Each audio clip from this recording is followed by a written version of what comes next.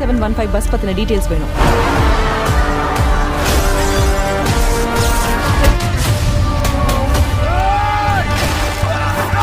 Welcome to my channel. இன்னைக்கு இந்த வீடியோல தரமான 5 கிரைம் த்ரில்லர் படங்களை பத்தி தான் பார்க்க போறோம். இந்த 5 படங்களும் தமிழ் டப்பிங்லயே இருக்கு. இந்த 5 படங்களை ஏதாவது ஓடிடில போய் பார்க்கணுமான்னு கேட்டீங்கன்னா அதுக்கான அவசியமே கிடையாது. ஏன்னா இந்த 5 படமும் யூடியூப்ல ஃப்ரீயாவே அவைலபிளா இருக்கு. இந்த 5 படங்களோட கதை சுருக்கத்தை சொல்றேன். எந்த கதை பிடிச்சிருக்கோ அந்த படத்தை வேணா நீங்க ஃபுல்லா பார்த்துக்கோங்க. இந்த லிஸ்ட்ல நம்ம ஃபர்ஸ்டா பார்க்க போற படத்தோட பேரு ஃபிளாட் நம்பர் 609 அப்படின்றது.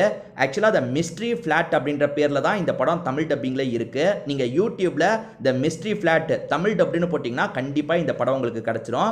இது ஒரு பெங்காலி படம் தான். ஹாரர் த்ரில்லர் படம் டைப்னு சொல்லலாம்.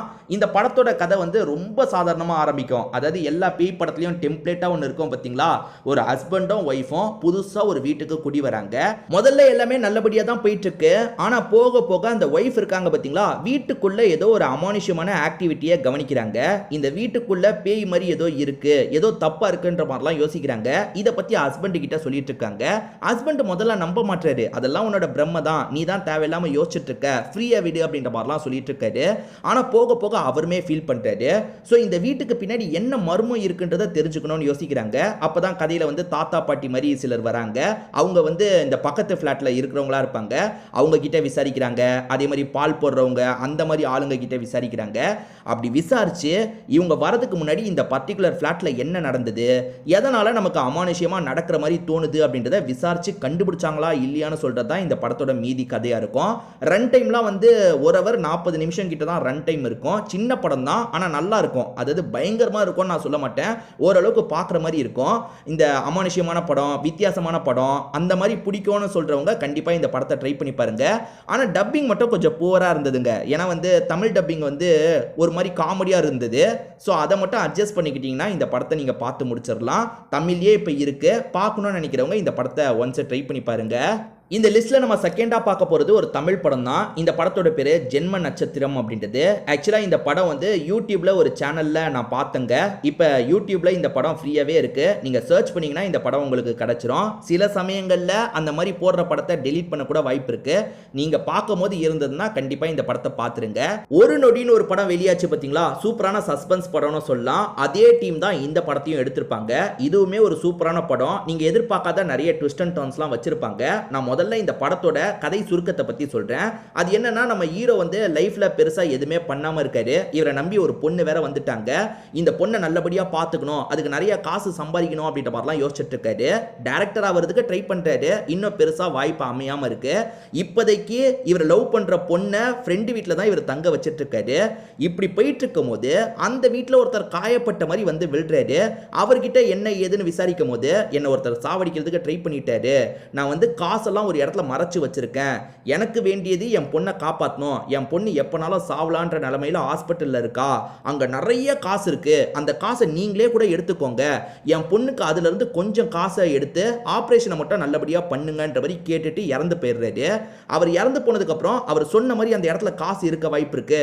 அந்த காசை எடுத்து பொண்ணை காப்பாற்றணும், அதே மாதிரி அந்த காசை வச்சு நம்ம எல்லாருமே லைஃப்ல செட்டில் ஆயிடணும் அப்படின்ற மாதிரி ஃப்ரெண்ட்ஸுங்கெல்லாம் பிளான போடுறாங்க. இப்போ நைட்டு நேரம் அந்த பகுதிக்கு காசை எடுக்கிறதுக்காக போறாங்க. அப்படி காசை எடுக்க போன இடத்துல நிறைய அமானுஷ்யமான விஷயங்கள்லாம் நடக்க ஆரம்பிக்குது. அது என்னன்னா, ஏதோ ஒரு ஃபோர்ஸ் வந்து இவங்களை அட்டாக்லாம் பண்ணிட்டு இருக்கு. யாரா இங்க அட்டாக் பண்றா, மனுஷன் தான் இதை பண்ணிட்டு இருக்கானா இல்ல அமானுஷ்யமா வேற ஏதாவது பண்ணுதா அப்படின்ற மாதிரி இவங்க யோசிக்கிறாங்க. இவங்க டீம்ல இருக்க ஒவ்வொருத்தரா கொல்லப்படுறாங்க. கொலை பண்றது யாருன்றது தான் இங்க கேள்வியா இருக்கு. கடைசியில் அந்த பணத்தை இவங்க எடுத்தாங்களா இல்லை பணத்தை எடுக்கிறதுக்குள்ளே இவங்க எல்லாருக்குமே பிரச்சனை வந்துருச்சான்ற மாதிரி கொண்டு போயிருப்பாங்க. ரொம்ப சூப்பராக இருக்குவாங்க, கண்டிப்பாக ட்ரை பண்ணி பாருங்க. அதுவும் செகண்ட் ஹாஃப்லாம் ரொம்ப பரபரப்பாக கொண்டு போயிருப்பாங்க. என்ன தேவையில்லாமல் காமெடி போர்ஷன் பண்ணியிருப்பாங்க. முனிஷ்காந்த் இருக்கார்ல, அவரை வச்சு கொஞ்சம் காமெடி போர்ஷன் ட்ரை பண்ணியிருப்பாங்க. அதை மட்டும் அவாய்ட் பண்ணியிருக்கலாம். அதுதான் கொஞ்சம் லேக் ஆகிற மாதிரி எனக்கு தோணுச்சு. மற்றபடி சூப்பர் படம். இது வரைக்கும் பார்க்காம இருக்கீங்கன்னா பார்த்துருங்க. இந்த லிஸ்ட்டில் நம்ம 3ஆவதா பார்க்க போகிறது ஒரு மலையாள படம் தான். மலையாளத்தில் சிபிஐ அப்படின்ற மாதிரி 5 5 பார்ட் வெளியே இருக்கு பாத்தீங்களா, அதுல 3வது பார்ட் இப்ப தமிழ் டப்பிங்லயே இருக்கு. நீங்க சர்ச் பண்ணீங்கன்னா இந்த படம் உங்களுக்கு கிடைச்சிரும். சிபிஐ தேர்ட் இன் தமிழ்னு போட்டீங்கன்னா இந்த படம் உங்களுக்கு கிடைக்க வாய்ப்பு இருக்கு. இல்லனா கொஞ்சம் மாத்தி சர்ச் பண்ணீங்கன்னா இந்த படத்தை நீங்க கண்டுபிடிச்சிடலாம். சரி, இந்த படத்தோட கதையை பத்தி பார்ப்போம். இந்த படத்துல மம்முட்டி தான் ஒரு முக்கியமான ரோல் பண்ணியிருப்பாரு. ஆனா அதை தாண்டி ஸ்டார்டிங் ஒரு ட்ராக்கை காட்டுவாங்க. அந்த ட்ராக்ல கோபிகாவை காட்டுவாங்க. கோபிகா வந்து காலேஜ் படிச்சுட்டு இருக்காங்க. காலேஜ் லீவ் விட்டதுனால அவங்க ஃப்ரெண்ட்ஸ் எல்லாம் அவங்களோட வீட்டுக்கு கூட்டு வராங்க.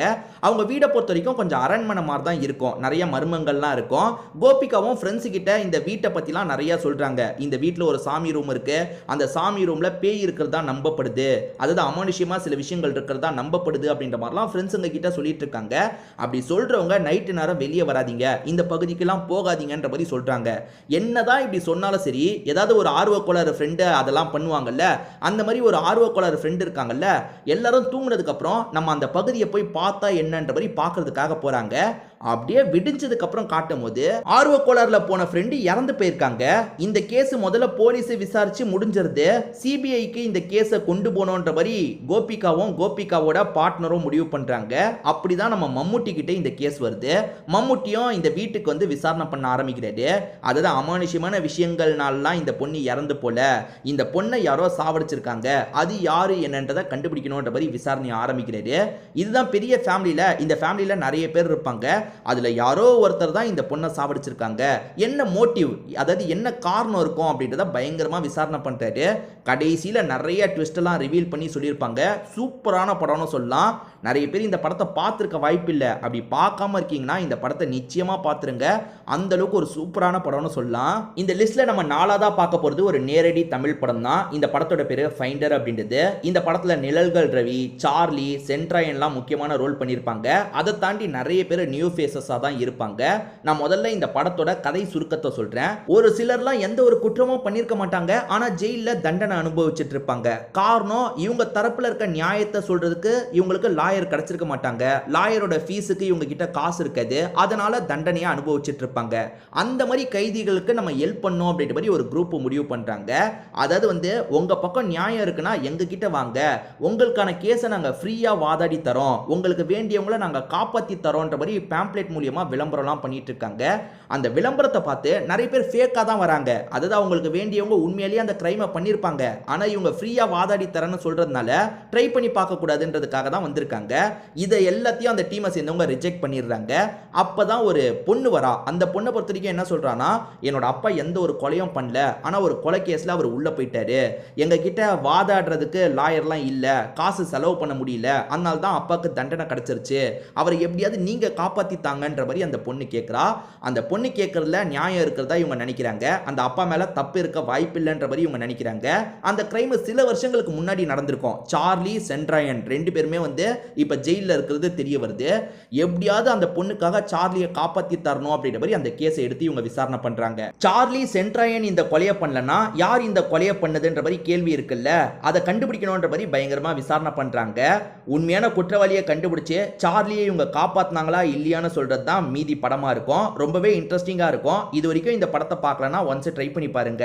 இந்த லிஸ்ட்ல நம்ம கடைசியா பார்க்க போற படத்தோட பேரு ரணம் அறம் தவறேல் அப்படின்றது. இது ஒரு சூப்பரான கிரைம் த்ரில்லர் படம்னு சொல்லலாம். இந்த படத்துல வைபவ், அதுக்கப்புறம் வந்து தானியா, அதுக்கப்புறம் நந்திதா ஸ்வேதா, இவங்க எல்லாருமே இணைஞ்சு நடிச்சிருப்பாங்க. இந்த படத்தோட கதையும் ஒரு சூப்பரான கிரைம் த்ரில்லருக்கான கதைங்க. இந்த படத்தோட பிளாட்டை நான் முதல்ல சொல்றேன். நம்ம வைபவை பொறுத்த வரைக்கும் வந்து எரிஞ்ச நிலைமையில ஏதாவது பாடியை பார்க்குறாரு, இல்லை எலும்பு கூட பார்க்குறாருன்னு வச்சுக்கோங்களேன், அதோட ஃபேஸ் எப்படி இருக்க வாய்ப்பு இருக்குன்றத சூப்பராக ட்ரா பண்ணுவார். அதே மாதிரி நிறைய கேஸில் போலீஸுங்களுக்கு சப்போர்ட்டிவாக ஒர்க்லாம் பண்ணுவார். அந்த மாதிரி ஒரு வேலை தான் பார்த்துட்டு இருக்காரு. இப்போ போலீஸுங்களுக்கு ஒரு சேலஞ்சிங்கான கேஸ் வருது. அது என்னன்னா வந்து எரிஞ்ச நிலைமையில பெட்டியில் ஒரு பாடியை போலீஸ் ஸ்டேஷன் வாசல்லையே வச்சுட்டு போயிடுறாங்க. யார் வச்சுட்டு போனாங்கன்னு தெரியல. யார் இதை பண்ணாங்கன்னு கண்டுபிடிக்கணும்ல. முதல்ல விக்டிம் யாருன்றதை கண்டுபிடிக்கணும், அதுக்கப்புறம் பண்ணுறது யாருன்றதை கண்டுபிடிக்கணும்ல. விசாரணை பண்ண ஆரம்பிக்கிறாங்க. வைபவையும் ஹெல்ப்புக்காக சேர்த்துக்கிறாங்க. ஏன்னா வைபவ் ஏற்கனவே டிபார்ட்மெண்ட்டுக்கு கொஞ்சம் ஹெல்ப் பண்ணிட்டு இருக்காரு, வரையெல்லாம் செய்வார்ல, அவரோட ஹெல்ப் தேவைன்ற மாதிரி டிபார்ட்மெண்ட்டை சேர்ந்தவங்க அவரையும் யூஸ் பண்ணிக்கிறாங்க. இந்த கொலையெல்லாம் பண்றது யாரு, அதாவது வந்து போலீஸ்க்கு சேலஞ்ச் பண்ற மாதிரி இந்த கொலையை பண்றது யாருன்றதை கண்டுபிடிக்கிறதுக்காக நிறைய முயற்சிலாம் பண்றாங்க. கண்டுபிடிச்சாங்களா இல்லையான்னு சொல்கிறது தான் படத்தோட மீதி கதையாக இருக்கும். நான் இதுக்கு மேலே கதையை சொன்னேன்னு வச்சுக்கோங்களேன், நிறைய விஷயம் ஸ்பாயில் ஆகிடும். அந்த அளவுக்கு சூப்பரான ட்விஸ்ட் அண்ட் டர்ன்ஸ்லாம் இந்த படத்தில் வச்சுருப்பாங்க. ஒரு நல்ல கிரைம் த்ரில்லர் படம்னு சொல்லலாம். இந்த படம் எடுத்தவர் தான் அதுக்கப்புறம் காந்தி கண்ணாடி படத்தையும் எடுத்தார். அதுவுமே நல்ல படம். பட் இந்த அளவுக்கு அந்த படம் இல்லை. இந்த படத்தை பார்க்காம இருக்கீங்கன்னா ஒன்ஸ் இந்த படத்தை ட்ரை பண்ணி பாருங்க. இந்த லிஸ்ட்டில் நான் 5 படங்களை பற்றி சொல்லியிருக்கேன்ல, இந்த 5 படங்களுமே நல்லா தான் இருக்கும்.